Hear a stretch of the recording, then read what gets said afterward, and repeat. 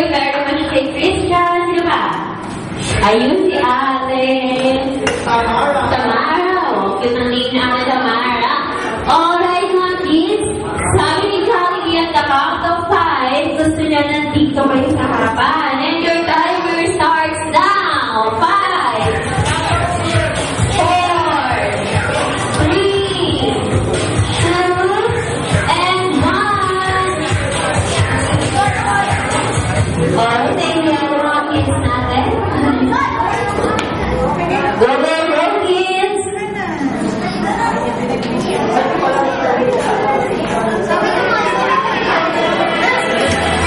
Okay, gusto ko naka-one straight line kayo. Okay, yung Juka Aziz naka-one straight line sila din sa harap. Yan, naka-one straight line sila dapat sa harap. Okay, in follow-us to... Alright. Yan.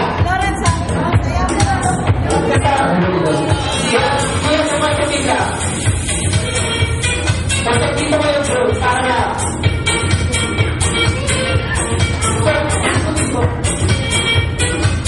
Ayan, right there.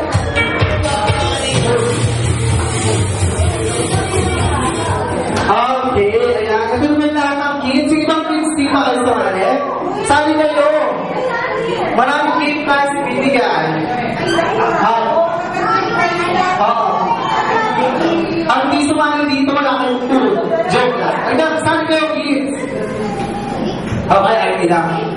Okay, kids, makali kayo ni Kuya Rani. Papa-party warm up muna tayo. Pag sinabi ni Kuya Rani, hi, sasabihin ng Jollibee dito. Okay, hi! Hello! Sino nakikinig? Pag sinabi ni Kuya Rani, hi, sasabihin ng Jollibee dito. Okay, sample, hi! Hello! Hello! Hi! Happy birthday! Okay, ulit, masyadong mahina. Walang lang. Hi! Hello! Hello! Happy birthday! Okay, wow, nanalo na sila. Okay, yung second game natin tinatawag na fruit salad. Sino ang kain ng fruit salad sa birthday, binyan, kasal, or anything else na occasion? Sino makakain ng fruit salad? Ay, wala. Okay, si ate. Si ate Marumina, pang celebrity at hanapin. Okay, ate, anong fruit ang meron sa fruit salad? Anong meron fruit sa fruit salad?